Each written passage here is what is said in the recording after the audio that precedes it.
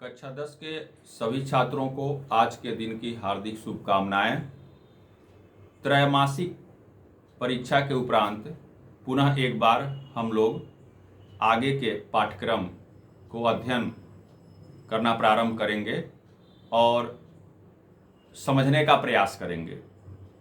तो आज हम लोग प्रारंभ करेंगे समकालीन भारत भाग 2 अध्याय 3 भूमंडलीकृत विश्व का बनना। यानी भूमंडलीकृत विश्व का बनना यानी भूमंडलीकृत माने वैश्वीकरण। भूमंडलीकृत का ही अर्थ है वैश्वीकरण। जैसे आज ही नहीं, प्राचीन काल से लोग काम के तलाश में, पूंजी के तलाश में एक स्थान से दूसरे स्थान पर लंबी लंबी यात्राएं करते रहे हैं। चाहे वो व्यापारी हों, चाहे वो पुजारी हों, चाहे वो तीर्थयात्री हों। तो व्यापारी लोग पूंजी के तलाश में, व्यापार के तलाश में एक स्थान से दूसरे स्थान पर, एक राष्ट्र से दूसरे राष्ट्र के लिए लंबी लंबी यात्राएं करते थे और दूसरे राष्ट्रों के संपर्क में आते थे। इसी तरह से तीर्थयात्री, पुजारी, ऐसे लोग भी लंबी लंबी यात्राएं करते थे, भ्रमण करते थे दूसरे देशों के लिए, तीर्थ स्थानों की खोज के लिए, शांति की खोज के लिए, उत्पीड़न से बचने के लिए। तो इस तरह से ये जो व्यापार है और जो यात्राएं हैं वो प्राचीन काल से चली आ रही हैं। तो इस प्रकार से हमने देखा है कि आज से 3000 ईसा पूर्व सिंधु घाटी सभ्यता का उद्भव और विकास हुआ था और सिंधु घाटी सभ्यता का पतन हो गया। लेकिन सिंधु घाटी सभ्यता के तमाम साक्ष्य अलग अलग स्थानों पर हमें प्राप्त हुए हैं, क्योंकि सिंधु घाटी सभ्यता के लोग समुद्री मार्गों के द्वारा दूसरे देशों के साथ उनका व्यापारिक संबंध स्थापित था और दूसरे राष्ट्रों के साथ वे व्यापार करते थे। तो इस प्रकार से मालदीव के समुद्री तट के पास सिंधु घाटी सभ्यता में जो व्यापारी लोग कौड़ियों का प्रयोग करते थे व्यापार के लिए, लेन देन के लिए, तो ऐसे कौड़ियों की प्राप्ति मालदीव के समुद्री तटों पर हुई है, जिससे पता चलता है कि उस समय भी एक सिंधु घाटी सभ्यता के लोग भी दूसरे देशों के साथ उनका व्यापारिक संबंध जल मार्गों के द्वारा स्थापित था। अब भूमंडलीकृत विश्व का बनना, तो जैसे आज कोई भी राष्ट्र आत्मनिर्भर नहीं है, हमें अपने तमाम आवश्यकता के पूर्ति के लिए दूसरे राष्ट्रों के ऊपर निर्भर होना पड़ता है। और वर्तमान के इस अर्थव्यवस्था में, चाहे वो भारत की अर्थव्यवस्था हो, चाहे इंग्लैंड की अर्थव्यवस्था हो, अमेरिका की हो, चीन की हो, फ्रांस की हो, ब्रिटेन की हो, इजराइल की हो, प्रत्येक राष्ट्र प्रगति और विकास के लिए, अपने देश के नागरिकों को आवश्यक वस्तुएं उपलब्ध कराने के लिए, प्रगति और विकास और नागरिकों के जीवन यापन के लिए आवश्यक संसाधन उपलब्ध कराने के लिए आज भी आयात और निर्यात दुनिया के तमाम देशों के बीच में होता है। और यही व्यवस्था जो दुनिया के तमाम राष्ट्र एक दूसरे के साथ जुड़े हुए हैं इन व्यापारिक संबंधों के द्वारा, तो यह पूरे विश्व को एक भूमंडलीकृत विश्व का एक निर्माण करता है, यह परिस्थितियां निर्मित करती हैं।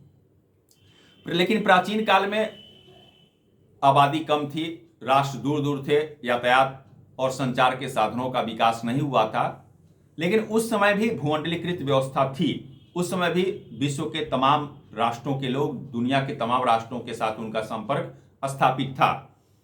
इसमें सबसे जो बढ़िया उदाहरण है रेशम मार्ग, जिसको हम सिल्क रूट के नाम से जानते हैं।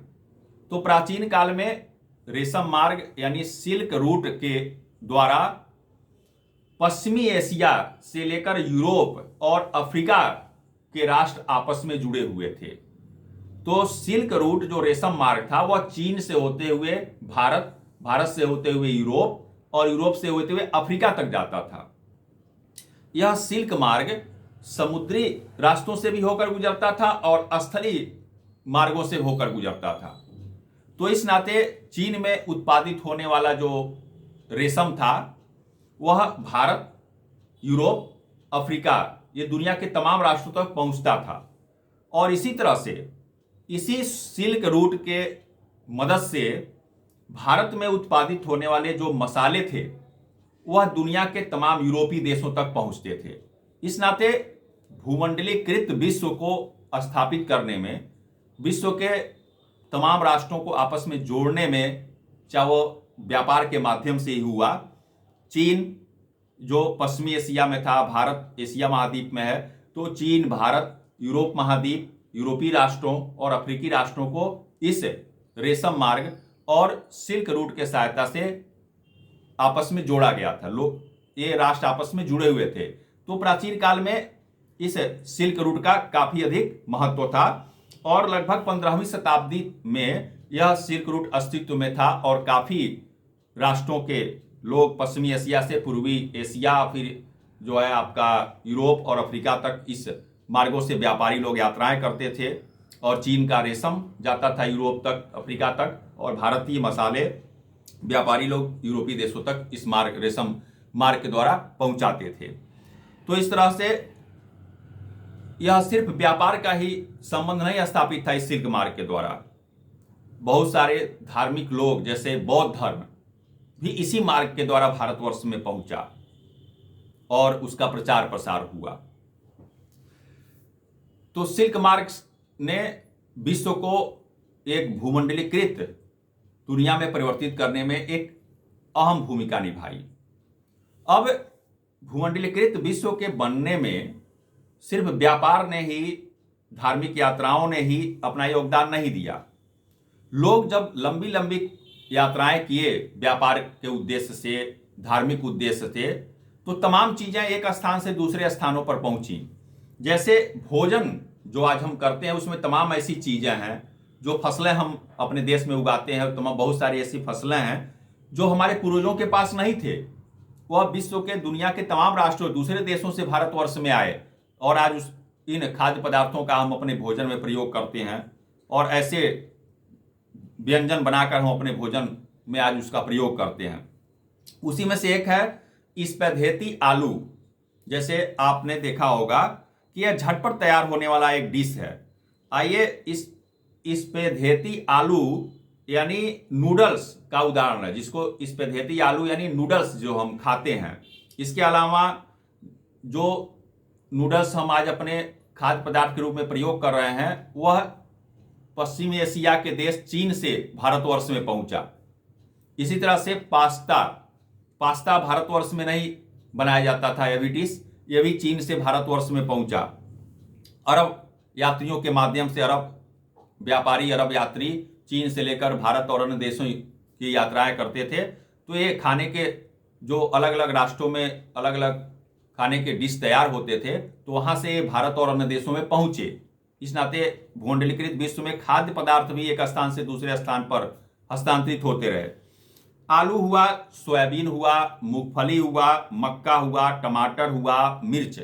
आलू, सोयाबीन, मूंगफली, मक्का, टमाटर, मिर्च और शकरकंद, ऐसे बहुत सारे जो फसलें हैं जो भारतवर्ष में पहले नहीं उगते थे और लगभग 500 साल पहले ये हमारे पूर्वजों के पास नहीं थे ऐसी फसलें।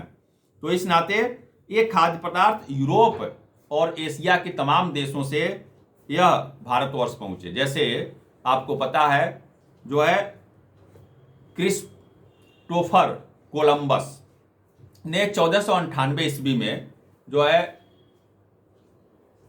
अमेरिका की खोज किया और वह अमेरिका की खोज किया तो उसने सोचा कि यह इंडिया, भारतवर्ष की खोज कर लिए हैं।